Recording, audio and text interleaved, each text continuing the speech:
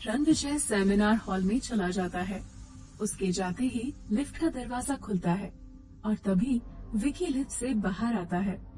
सामने त्रिशा को देख विकी ने कहा, ओह हाय त्रिशा, मुझे नहीं पता था कि कोई इतनी बेसब्री से मेरा इंतजार कर रहा है इस पार्टी में।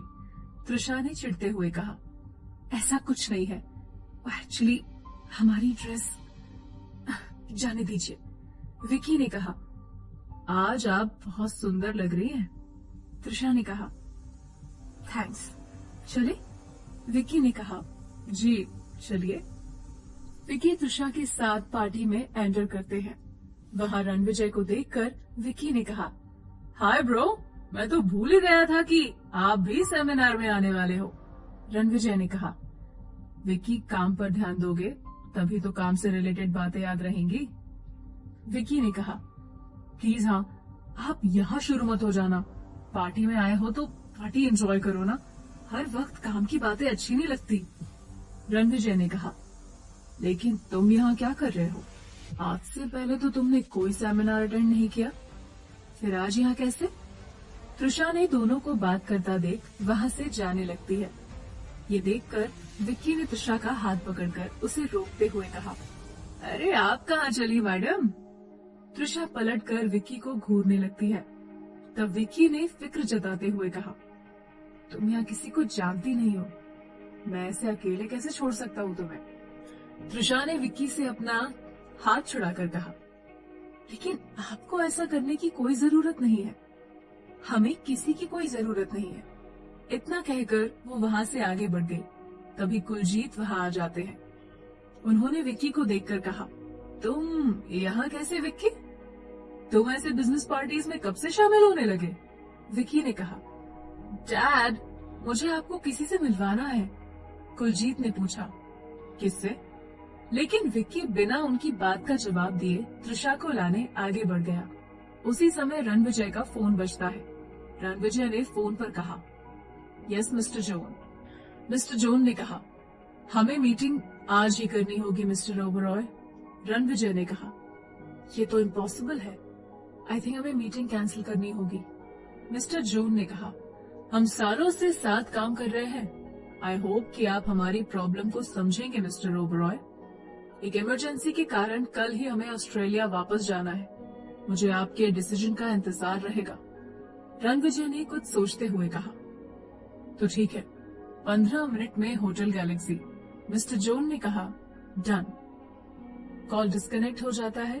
उसके बाद रणविजय ने कुलजीत से कहा, अंकल मुझे जाना होगा, मेरी एक इम्पोर्टेंट मीटिंग है। कुलजीत ने कहा, लेकिन कैंडिडेट्स तुम तो आज ही चुनने वाले थे ना? रणविजय ने कहा, आज मैं मेरी किस्मत को आजमाना चाहता हूँ अंकल। सेमिनार के अंत में जो भी लास्ट कैंडिडेट बचेगा, आप उसका नाम मेरे साथ अनाउंस कर दीजिएगा। कुलजीत ने कहा, एक बार प्रोफाइल तो चेक कर ले, ये रिस्की हो सकता है। Are you sure? रणविजय ने कहा, यस ऑफ कोर्स, मैं चलता हूँ। कुलजीत ने कहा, ठीक है। रणविजय को जाता देख सुरेश मल्होत्रा उसके पास आकर बोला, क्या बात है, अभी तो इवेंट स्टार्ट भी नहीं हुआ और आप? रणविजय ने मल्होत्रा की बात को काटते हुए कहा, ओह, तो मुझ पर ही नजर रखी जा रही थी। सुरेश मल्होत्रा ने कहा, अपने दुश्मनों की जानकारी रखने में क्या बुराई है? रणविजय ने कहा, ओह, तो आप मेरी जासूसी कर रहे हैं। रणविजय की तेज आवाज से पूरे हॉल में सन्नाटा फैल गया और सबकी नजरें रणविजय और सुरेश मल्होत्रा पर है। रणविजय ने कहा, मिस्टर मल्होत्रा, अब जब आपने खुद ही ऑफिशियल मुझे चैलेंज किया है, तो आई प्रॉमिस कि अब इस खेल में बहुत मजा आने वाला है। रणविजय दोस्ती और दुश्मनी दोनों ही पूरी ईमानदारी से निभाता है, एंड आई होप कि आप मेरे इस टैलेंट से अच्छी तरह वाकिफ हैं। Good luck. रणविजय आंखों पर चश्मा चढ़ाकर वहां से निकल जाता है। सुरेश मल्होत्रा वहां खुद की बेइज्जती महसूस कर रहा था। उसने गुस्से में कहा, ये रणविजय खुद को समझता क्या है, मैं इसे छोड़ूंगा नहीं। तभी वहां मलिक साहब ने आकर कहा, ये सब क्या चल रहा है मिस्टर मल्होत्रा? आप जानते भी हैं जिससे आप उलझ रहे हैं वो इंडस्ट्री में किस पोजीशन पर है? सुरेश मल्होत्रा ने कहा। एक दिन उसकी इस पोजीशन का घमंड मैं तोड़ कर रहूंगा, आप देख लीजिएगा, मलिक साहब ने कहा। अब अगर आप खुद को बर्बाद करना ही चाहते हैं तो बेशक आप कर सकते हैं, मैं तो सिर्फ आपको एडवाइस दे रहा था। Good luck. इधर विक्की तृषा को ढूंढ रहा है। तृषा बाकी कैंडिडेट्स के साथ स्टेज के नीचे बैठी है। तभी विक्की तृषा को ढूंढते हुए वहां पहुंचता है। विक्की ने कहा, तृषा जी, आप यहाँ? मैं कब से आपको बाहर ढूंढ रहा था। चलिए, आपको किसी से मिलवाना है मुझे। तृषा ने अपनी सीट से उठते हुए पूछा। किससे? विक्की ने कहा। आप चलिए तो सही। विक्की तृषा का हाथ पकड़कर अपने साथ ले जाता है। तृषा ने झंझलाते हुए कहा, मैं कोई छोटी बच्ची नहीं हूँ जो आप मेरा हाथ पकड़कर मुझे ले जाएं। विक्की ने हाथ छोड़कर कहा, ओह सॉरी, अब चले? तृषा ने कहा। विक्की तृषा को कुलजीत से मिलवाता है। विक्की ने कहा, डैड, ये तृषा है, और Trisha, meet my dad, Kuljeet Joshi. Trisha ने कहा, हेलो सर। कुलजीत ने कहा, हेलो तृषा बेटा, आप विक्की की फ्रेंड हैं? तभी मैं सोचूं आज ये जनाब यहाँ क्या कर रहे हैं। विक्की ने खुद से कहा, क्या यार, जिसे देखो तृषा के सामने मेरी बेइज्जती करने में लगा हुआ है। पहले बड़ा भाई और अब डैड, सब मेरे दुश्मन हैं। तृषा ने कहा, नो सर, हम तृषा भारद्वाज फ्रॉम बनारस।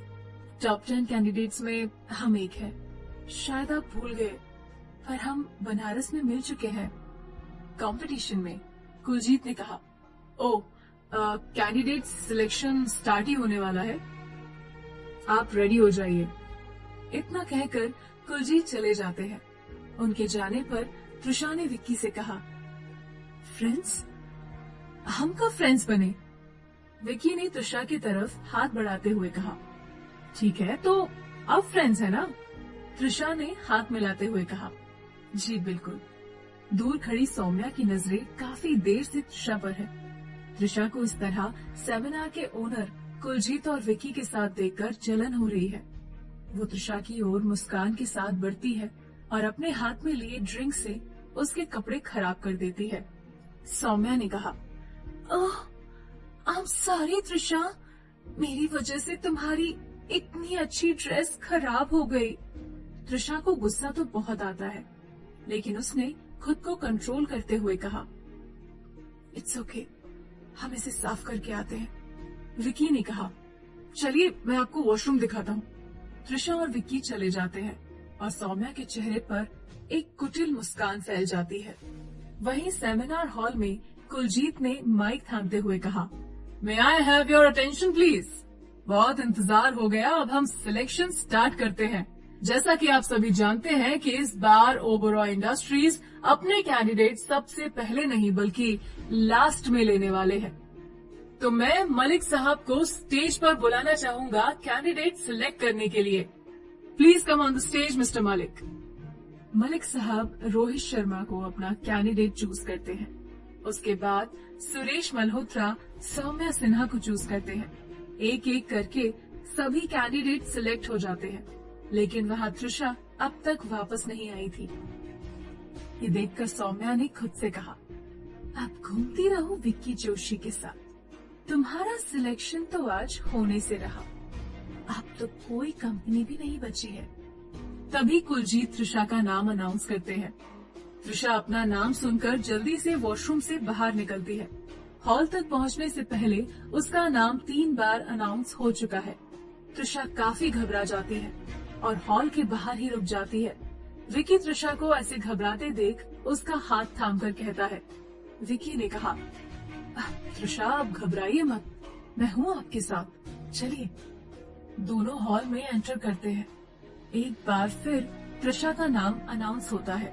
विक्की ने कहा, dad, Trisha Bhardwaj is here. सब मुड़कर तृषा को देखने लगते हैं। विक्की तृषा का हाथ थामे उसे स्टेज पर ले जाता है। तृषा की ऐसी एंट्री से सौम्या और भी चिढ़ जाती है। सौम्या ने तृषा से कहा, यहाँ तक आ तो गई हूँ, पर अफसोस, सिलेक्ट करने के लिए अब कंपनी बची ही नहीं। Better luck next time. Trisha कोई प्रतिक्रिया नहीं देती और स्टेज पर आती है। कुलजीत ने कहा, आप सबका इंतजार खत्म हुआ। Miss Trisha Bhardwaj is the last candidate and she is the candidate of Ranvijay Oberoi. Please give her a big hand together. पूरा हॉल तालियों की गड़गड़ाहट से गूंज रहा था। त्रिशा को विश्वास नहीं हो रहा था कि उसका सिलेक्शन ओबरॉय इंडस्ट्रीज में हुआ है। वो मन ही मन माता रानी को शुक्रिया अदा कर रही थी। सौम्या की शक्ल देखने लायक है। तभी सुरेश मल्होत्रा ने कहा, जिस रणविजय ओबरॉय को लेट आने वाले लोग बिल्कुल पसंद नहीं, आज उन्हीं की कैंडिडेट स्टेज पर 10 बार नाम अनाउंस करने के बाद आई है। कमाल की कैंडिडेट सिलेक्ट की है इस बार ओबरॉय इंडस्ट्रीज ने। सबके हंसने की आवाज हॉल में गूंजने लगती है। त्रिशा की इंसल्ट होते देख विकी को गुस्सा आता है। विकी ने कहा, मिस्टर मल्होत्रा, क्या आप में इतनी हिम्मत है कि जिसका नाम रणविजय के साथ जुड़ा हो, आप उसका मजाक उड़ाए? वैसे भी त्रिशा रणविजय ओबरॉय की कैंडिडेट है और जहां तक मुझे पता है, रणविजय को ये बात बिल्कुल पसंद नहीं कि कोई उसके पर्सनल मैटर में इंटरफेयर करे या कमेंट करे। आपके लिए बेहतर यही होगा कि आप खुद पर और अपने कैंडिडेट्स पर ध्यान दें, न कि दूसरों पर। वही त्रिशा ने किसी की परवाह किए बिना ओबरॉय इंडस्ट्रीज के साथ कॉन्ट्रैक्ट साइन कर लिया। क्या होगा जब त्रिशा को पता चलेगा कि ओबरॉय इंडस्ट्रीज रणविजय ओबरॉय की ही है? क्या त्रिशा छोड़ देगी ओबरॉय इंडस्ट्रीज या करेगी रणविजय का सामना? जानना चाहते हैं अपने सारे सवालों के जवाब? तो सुनिए सीईओ की जिद्दी मोहब्बत, सिर्फ और सिर्फ प्रतिलिपि FM पर।